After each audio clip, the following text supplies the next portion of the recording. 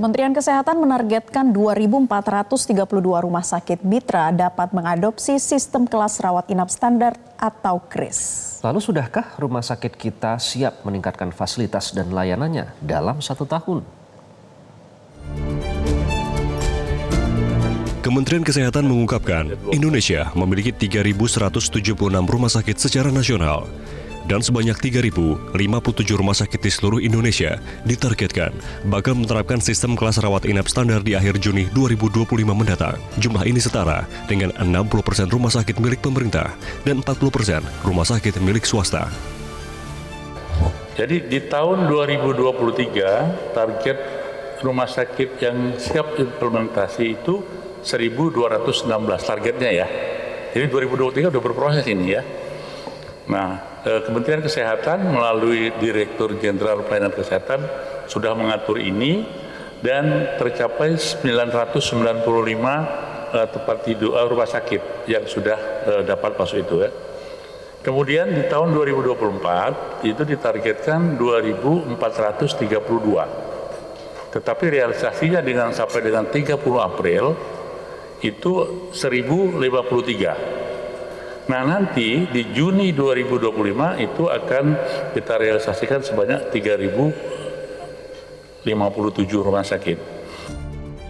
Kemenkes mengungkapkan penyederhanaan sistem kelas 1, 2, dan 3 Badan Penyelenggara Jaminan Sosial Kesehatan menjadi KRIS sudah dimulai sejak cukup lama. Contohnya, pada 2023 lalu, sebanyak 995 dari 1.216 target rumah sakit sudah siap mengimplementasikan KRIS. Sementara pada 2024, dari total target 2.432 rumah sakit, baru 1.053 rumah sakit yang siap mengimplementasikan KRIS per 30 April 2024.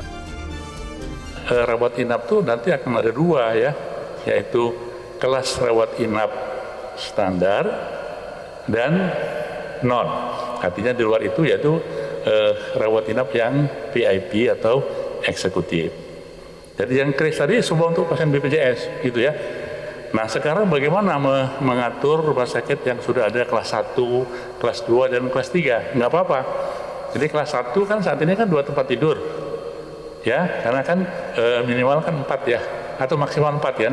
Jadi kalau 1 udah oke, nggak salah. Kelas 2 ada yang 3, juga ada yang 4, aman.